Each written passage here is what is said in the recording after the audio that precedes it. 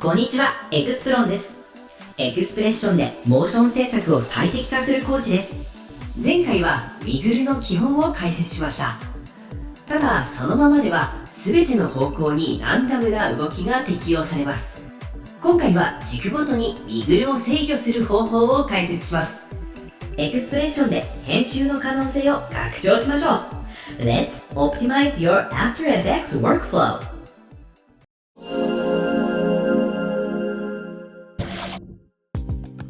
通常の Wiggle はこのように書きます。Wiggle 2,50。この場合、X と Y の両方にランダムな動きが適用されます。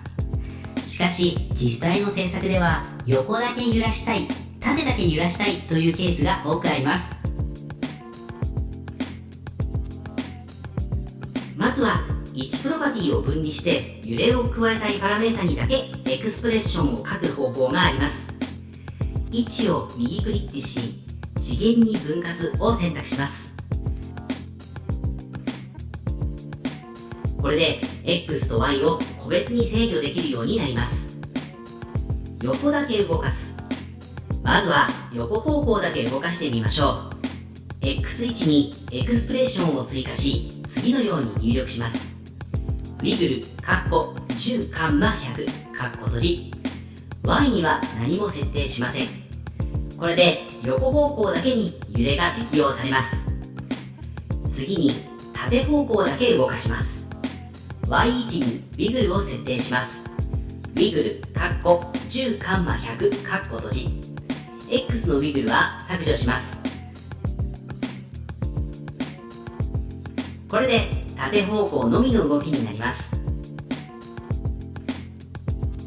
ただし次元を分離すると注意が必要です。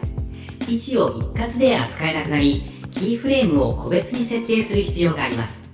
また、他のオブジェクトとの位置の同期もしづらくなり、編集上の不都合が生じる場合があります。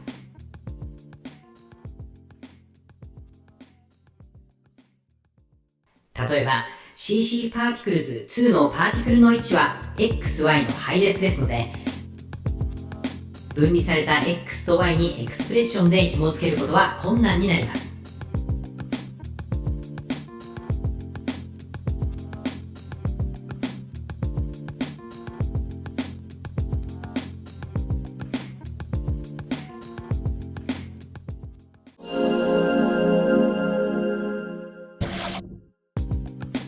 分離しない方法。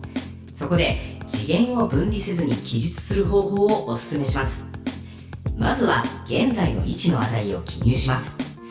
位置は X と Y の値を持つ配列なので、value0, value1 と記入できます。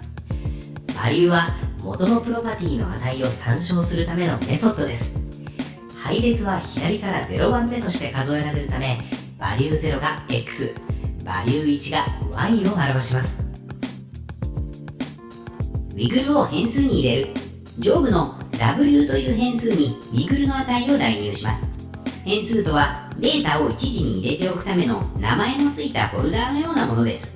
式を保存して後で取り出したり書き換えたりするために使います。W イコール Wiggle 10,100 セミコロン。横だけ動かす。横方向のみに動かしたい場合は Wiggle の X の値だけを使用します。X のバリューを Wiggle が代入された変数 W に置き換えます。Y には元の値である value1 を指定します。このように記述することで横方向だけに Wiggle を適用することができます。縦だけ動かす。同様に縦方向だけに動かすことも可能です。Y の値に Wiggle を適用し、X は元の値を使用します。このように記述することで縦方向のみに動きを加えることができます。また、X と Y を分離せずにコーディングしているため、CC パーティクルシステムズ2などのエフェクトの位置とエクスプレッションで簡単に紐付けられます。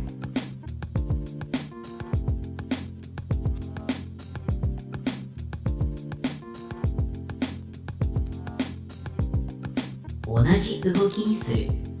さらに X と Y を同じ値にすることも可能です。これは特にスケールで使うと効果的です。通常スケールにそのままウィグルを適用すると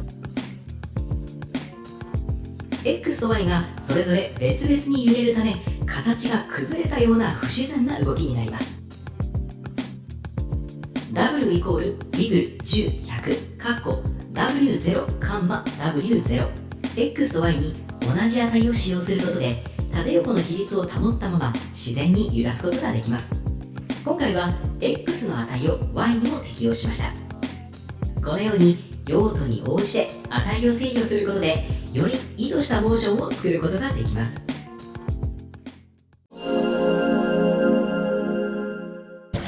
ただこのままでは揺らぎが常に続いてしまいます。揺らしたいタイミングを制御できればモーションはさらに最適化できます。次回はエクスプレッション制御のスライダーを使って揺らぎの時間をコントロールする方法を解説します。モーションは制御できる。See you next optimization!